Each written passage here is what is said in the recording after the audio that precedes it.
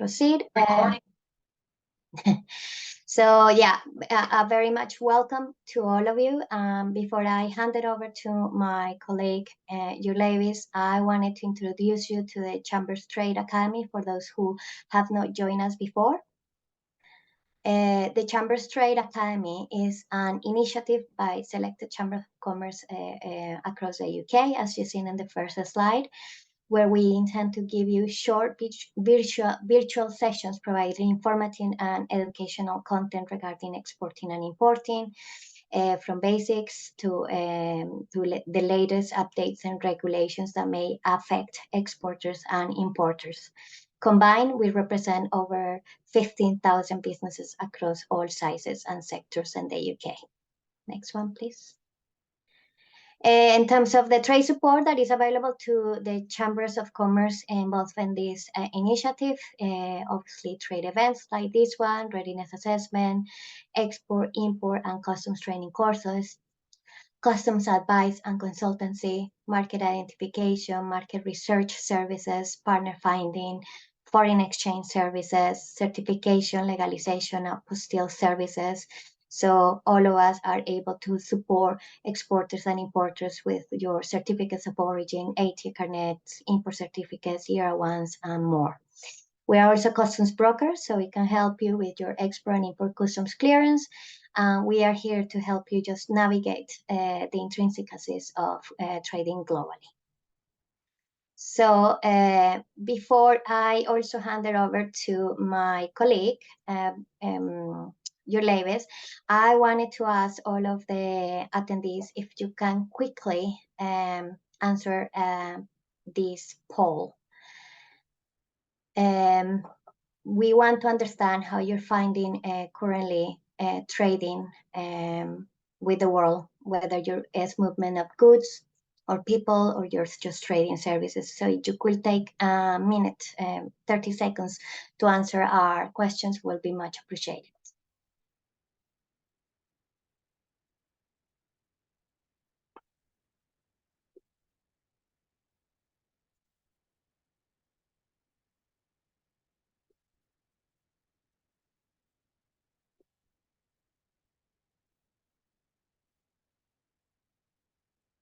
This is important.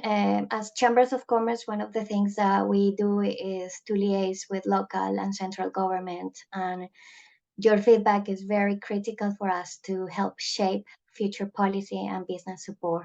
So we appreciate your feedback on this.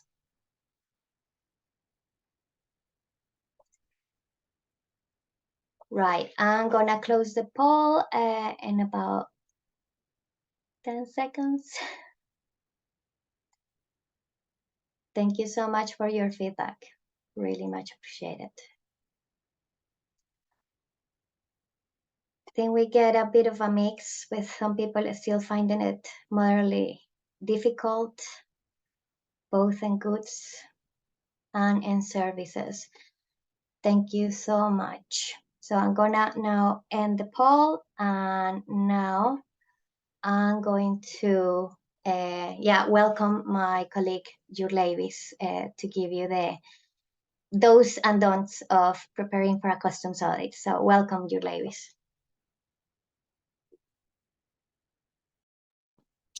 Thank you so much, Susanna, and welcome again to everyone. My name is Levis Garcia, and I'm an international trade and customs advisor at the Great Manchester Chamber of Commerce. And I'll be talking to you about how you should prepare your company for a customs audit. So let me just... first of all, it's important to understand what exactly is a customs audit. So a customs audit is the examination of accounts and other business records to verify the compliance of the business with relevant legislations and HMRC requirements. And it is traders, it is your responsibility as companies to ensure that your systems and processes are robust and thus minimize the risk of compliance failures. It's also important to note that following recent developments in international trade, the customs audit is becoming even more significant. And this is, for instance, because for a while now, companies have been able, for instance, to declare preferential origin based on importer's knowledge. So that is something that going forward, HMRC will have to look into and make sure that companies are using compliantly.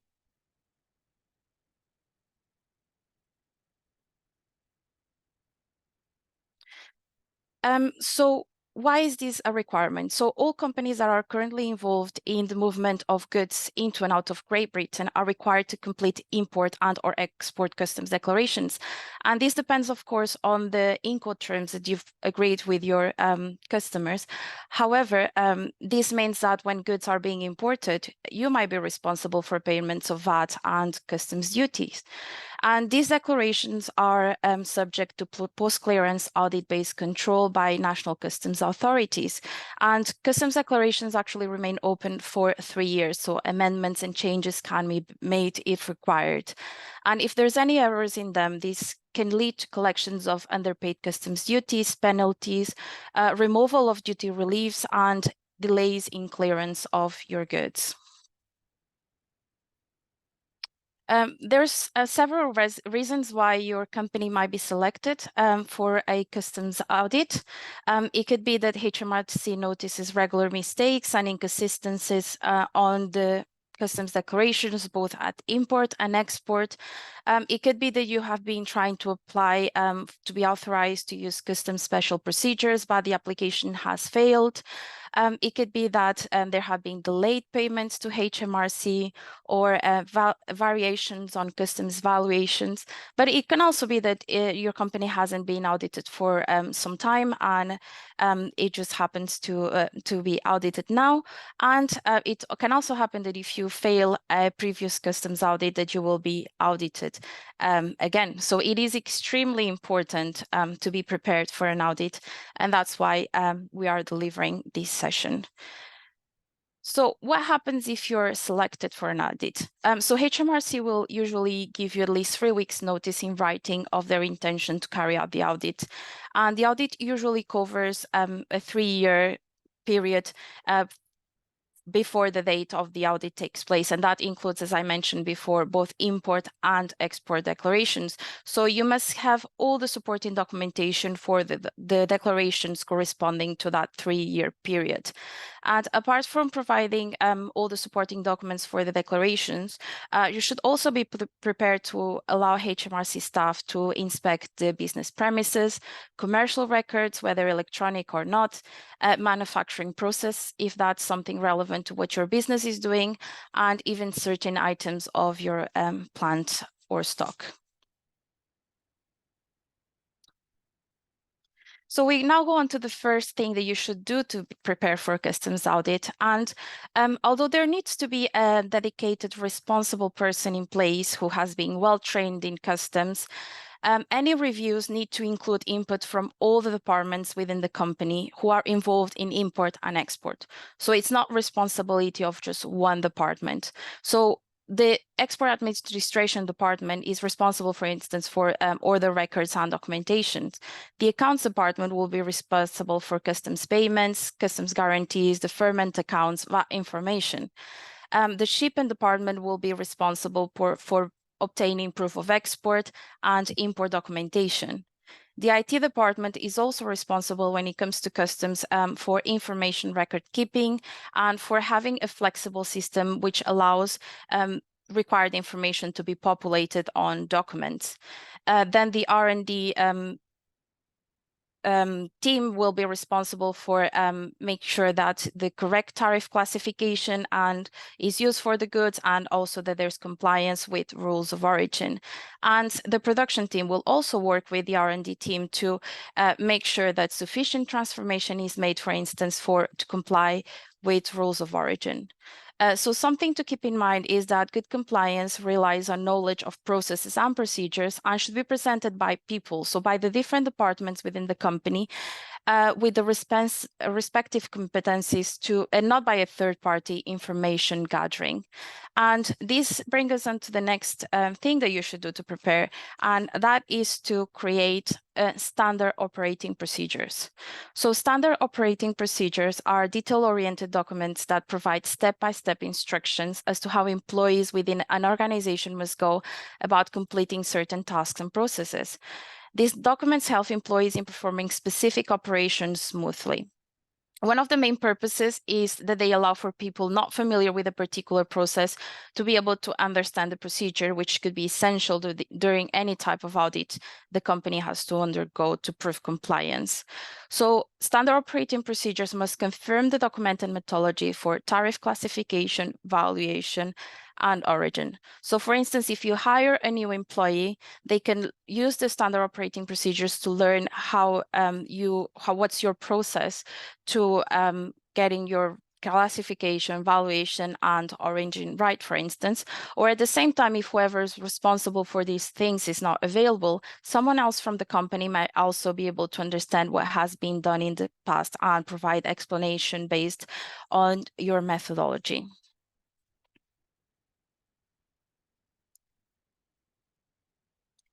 So we'll now go onto the three things that we mentioned before in terms of the standard operation procedures. And the first one is tariff classification. So each item imported and exported needs to be classified based on the UK global tariff. And this is very important because the level of duties and other commercial safety and security measures are based on that as well. So it is very important you classify your goods correctly, and the auditor will establish and confirm what is your methodology to classify your goods, and will identify if there's any weaknesses which might lead to errors. So they will look into whether the commodities that you use have low or nil duty rates. They will see whether you're constantly using headings which fall under the other section.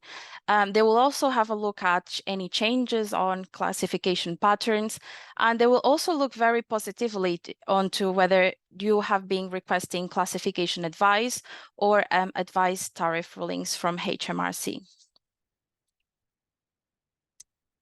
In terms of valuation, this is also very important because the customs duty to be paid is based on the value of the goods. So this is usually a percentage of them, but it could also be calculated by volume of weight.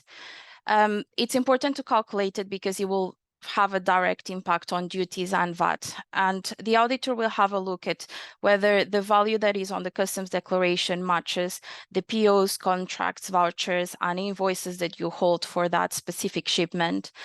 They will also look for indications of additional charges.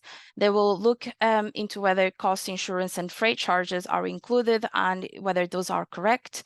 And they will also look into the correct exchange rate has been used. And something that they have been looking recently quite a lot is into whether there's any relation within the seller and the importing. So there's actually one of the requirements that has to be included on import declarations. And the last thing is origin, and origin is very important as well to determine what duties you have to pay. And there's two types of origin. So there's preferential and non-preferential origin. And depending on the origin, you might be able to claim preferential rate of duty. Or your commodity might even be subject to additional duties such as anti-dumping duty and or other non-fiscal measures such as embargoes and prohibitions. So something that the HMRC auditor will check is whether there have been any changes on the origin declared for the same type of goods. They'll also look into whether a preferential origin has been declared for a country that's close to a country that does not have an FTA with the UK. And they will also look into whether there is any doubt that the origin country that has been declared actually has capacity to produce the type of goods. So finally, in terms of standard operating procedures, like I mentioned, it's important to know that they are checked for both import and exports. So you need to make sure that you hold proof of export. You need to make sure that you're checking the commodity codes that are issued by your suppliers and your customers. You need to be checking any restrictions on exports of your goods in terms of sanctions and licenses. You need to be sure of the Incoterms that have been agreed for suppliers and customers and what are your responsibilities within those. You need to check countries of origin and import preferences, but you also need to check rules of origin for exports to countries where the UK has trade agreements, as that might benefit your customers as well. So another thing that you should do to prepare for a customs audit is to check your customs declarations against records. So when the audit takes place, HMRC actually holds records of actual data entered, and they will raise demands on duties for imports that have not been recorded on your records, but they have actually been declared to customs. So it happens sometimes that by mistake, a customs broker might declare a shipment under the incorrect EORI. So that will still appear in your records if it's declared for another company. And you need to make sure that you're checking that and you're requesting the required amendments so that HMRC records actually match with your records and vice versa. And something that you can do to be able to do this is to request customs declaration service data from HMRC. So they'll be able to give you all the data that they hold in terms of the customs declarations and the VAT and duty that you've paid.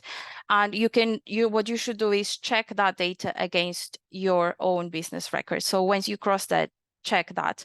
That will help simplify and improve the accuracy of your records. And another thing that you should do to prepare for an audit is to keep records of everything, or evidence of everything that you've done, every transaction, every movement, and you must be able to present this to HMRC. And this is what we call a full visible audit trail. There are really no rules on how you must keep the records, and you can keep them in various form, paper, digitally, or using bookkeeping software. However, you need to make sure that you have an efficient process in place. And you must also ensure that your records are accurate and up to date, that they're legible, that they are readily accessible, whether held on paper, computer, or any other form of software, and that they are available for inspection at all reasonable times. The period for archiving your records will vary according to the individual procedures. However, if there is a criminal investigation against your company, HMRC may request up to 10 years back of evidence. So you might want to decide to keep documents for that period of time. In case of special procedures, you should also make sure to have a facility to download data for any offsite checks or audit work that HMRC might have to carry out. That's, for instance, if you're using a customs warehouse. You will also have to make sure to maintain adequate backup and disaster recovery systems. You should really include your computer system in your annual audit as well in those cases. And you should let HMRC know in advance if you're planning on changing your systems. If we go on to the specific periods of time that you might have to hold specific documents in terms of customs declarations, you should keep them for at least 4 years. That's the same with documents related to preferential arrangements. So if you're claiming preference on types of goods, if you're getting EUR1 certificates of origin or any other type of evidence for claiming preferential origin, you should keep those for 4 years. In terms of customs special procedures, you should keep all commercial documents relating to those transactions for at least 4 years as well. In terms of VAT documents, you should keep those for at least 6 years, and HMRC inspectors might visit your business premises to check on your VAT return. So you should ensure that your system makes it easy for them to check the figures you have used to complete the returns. In terms of excise documents, you should also keep those for 6 years, as HMRC will occasionally carry out inspections if you often trade with excise goods.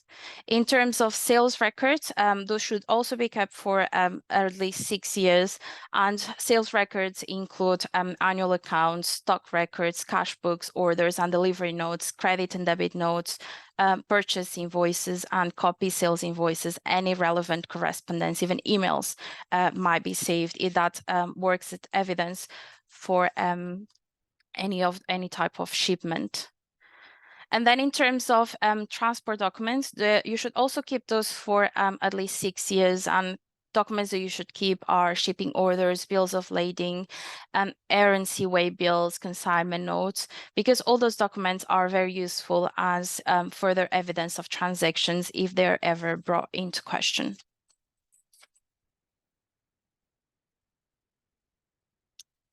Finally, what you have to do when you are selected for an audit is help HMRC with it.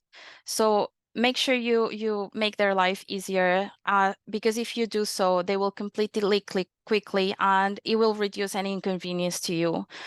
They might also reduce the amount of any penalty if they find that something's wrong, and they will also work with you to put it right and tell you if you need to pay any additional tax or in late payments, interest, and all penalties. So if HMRC are considering charging you a penalty, they will look at how much assistance you've given during the check. They call this assistance the quality of disclosure, or telling, helping, and giving. And the measures of quality of disclosure that they will use is they will check how much you tell them about what's wrong. They will check how much you help them work out what was wrong, and also how much access you provide them to required records. If there's any ways that you can help with the check, but you choose not to do that, that will definitely affect their view on the quality of disclosure. So to end the presentation, there's a few points that you should consider, because HMRC are really looking for companies that are doing trade with due care and diligence. And what they will want to see is that you can demonstrate a few things. And one of them is that your staff is well trained in customs procedures and processes. So things like completing training courses, the foundation award in international trade are things that are going to be looked at very positively by HMRC, because it shows them that you are interested in your staff having the knowledge required to remain compliant. They will also want you to demonstrate that you understand your responsibilities and liabilities. And like I mentioned at the beginning, that also includes understanding each department, understanding their own responsibilities, as it is not the responsibility of just one person or one team. It's also important that you carry out internal customs audits as often as that's possible. And whether if you cannot do that yourself, you can always get external organizations to do that for you, to make sure that you're always remaining compliant. Also, as we mentioned, standard operating procedures are going to be checked, and you need to make sure that you have some clear procedures that will help in remaining compliant as a company. You should also make sure that you are cross-checking all customs declarations against data held by HMRC, and that you're constantly checking as well, for instance, the trade tariff for any changes on classification or requirements on the specific commodities that you're trading with. And finally, you need to make sure that you have and provide access to a full audit trail for everything that you're doing internationally. So I think that's it from me, and I'll pass it over to Susanna. Thank you so much, ladies, for that overview on how to prepare for a customs audit. I think we already have a question in line, and if anybody else has a question, please use the Q&A chat box on the bottom of your screen. We'll pick it up.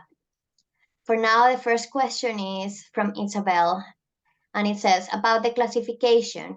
Imports are usually done using the shipper's invoice abroad, our suppliers. Are we responsible if they use the wrong classification? Yes, you are. So you need to make sure that you're cross-checking those, making sure that what is the definition of the description of that commodity in the UK trade tariff. And if that matches, then you can go ahead and use that. But if it doesn't, then you need to find out what is the right one, because you're responsible for all the declarations that go against your EORI number. So you need to make sure that you're checking those. I don't see any more questions, but I'll ask you one. So one thing that you mentioned is about Incoterms, how important they are to understand responsibilities. We have many exporters that are selling on ex-work basis. So what will be the key things that you will need to highlight if they are subject to customs audit in terms of proving, why the VAT is being graded at zero, and what things they can do if they want to continue using ex-works to be ready if they are ever subject to a customs audit.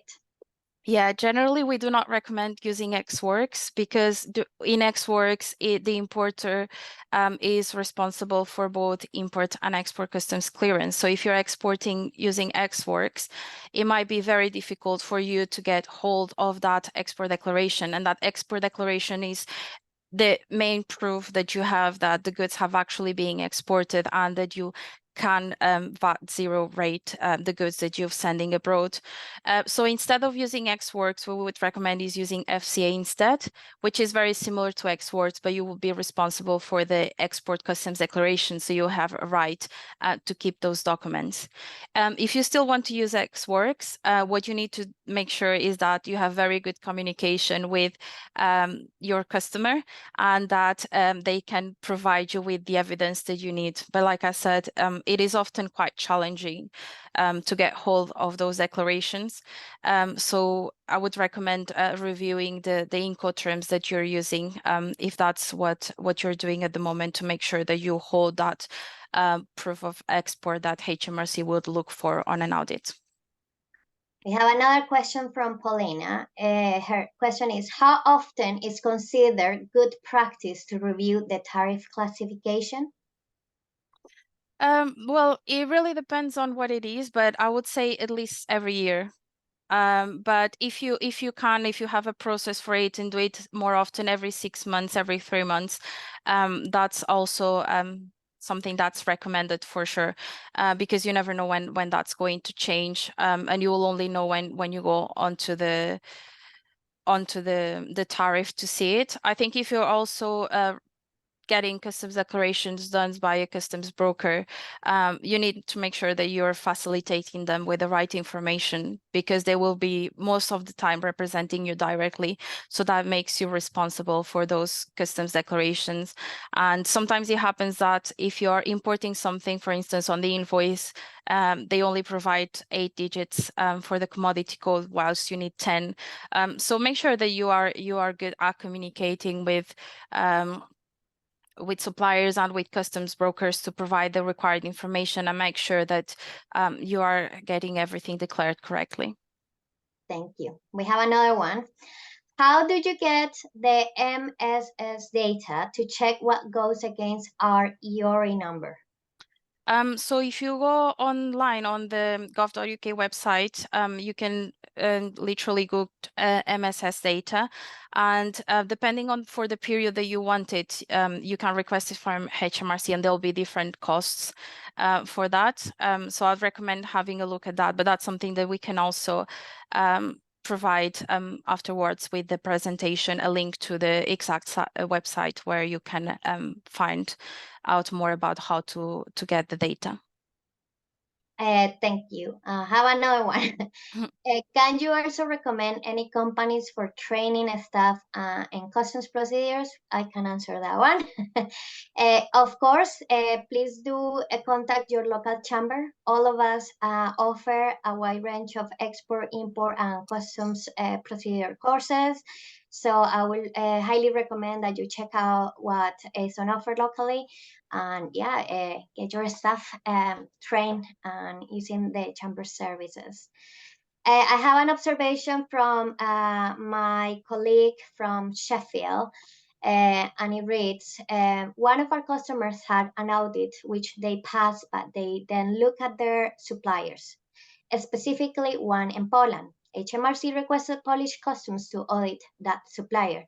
They found the invoice declaration was false, and through the UK buyer was and though the UK buyer was totally compliant, had to pay backdated duty of 6% value going back 15 months. I mean, Yeah. I think that tells you how much is your responsibility to make sure that whoever you're dealing with, overseas supplier or buyer, that you're getting the right classification, the right information. One thing that we notice as well is in terms of the origin evidence that a lot of our customers are providing only supplier's declaration. Was is a valid document, is not enough to as an evidence of origin, because the supplier may not necessarily be the manufacturer. So that's another thing that we really suggest that you put effort in making sure that whoever you're dealing with, you understand and have a trail of evidence in terms of the origin. Another question is, will the presentation will be emailed? Yes, just give us a couple of days. Your local chamber, whoever you sign up for this event with, will email it to you, and also the link to the recording. So just give us a couple of days for that to happen, but yes, that will be. Another question, is there a way to get alerts to your tariffs changing? No, unfortunately not at the moment. Really, you need to check it on the trade tariff. So I think that's one of the things that you should include on your procedures, and make sure that it's done periodically. It's something that might be raised sometimes when you do a customs declaration, if whoever the customs brokers notices that the tariff code is not valid anymore, which happens sometimes. But otherwise, you should be checking it on the trade tariff directly. I have another question. Can you explain preference and non-preferential origin? Yeah, so this comes with the free trade agreements. Depending on the agreement, your goods might be compliant with preferential origin. Preferential origin means that you will be able to claim nil or low duty rates, but it depends on the origin of the goods, and the origin of the goods is not something straightforward. There are things that are like wholly made in a country, like food sometimes, and animals who are born and raised in a country, but many of the items that are manufactured, they contain products within them that are of different origins. So you have to look into the specific rules of origin for your product according to the free trade agreement, to understand whether your goods fall actually under the origin that you think that they do. And then if it does, then you might be able to claim preferential origin and not pay the third country duty that might be applicable to that specific commodity. I hope that explains it. I will just add that for non-preferential, that might be the case where some countries' customs offices might require the non-preferential document, and that's just maybe because they are looking into specific quotas in their own countries about certain products. So the non-preferential document, that's where it comes into place and is important. In some other cases, the documents might be used for letters of credit as part of that letter of credit trail and requirement. So always look at your commodity code to understand a specific, as Jurlevis just mentioned, what rules of origin apply to your product. Also understand what the accumulation principles apply to that free trade agreement, because that also may help or may not help in terms of claiming the origin, especially if you are part of a kind of global supply chain where you're using raw material or products which are part of a finished product. So I think I'm not sure if anybody has any other questions, or if I have any other of my colleagues across the chambers that want to jump in and add anything else. But if not, I have another one. Thank you so much, Nick. And before we go, if I can just launch a last poll just to get your feedback on the, sorry, this is one, and then stop sharing. For the, oh, you might have to help me, your ladies. I can't. Yeah, I think the- I've just launched it. Just if you can give us some feedback about the presentation and the event today, that'll be very helpful as well. And thank you so much for taking the time to join us. We really appreciate it. And make sure to connect to your local chamber for support. And in front of you, you'll see some of the upcoming sessions that we'll have in the next month or so. We'll be launching more sessions for the new year, so stay tuned and connect to your local chamber to join us. So thank you so much for your time. And we're going to give it a few more seconds for the poll.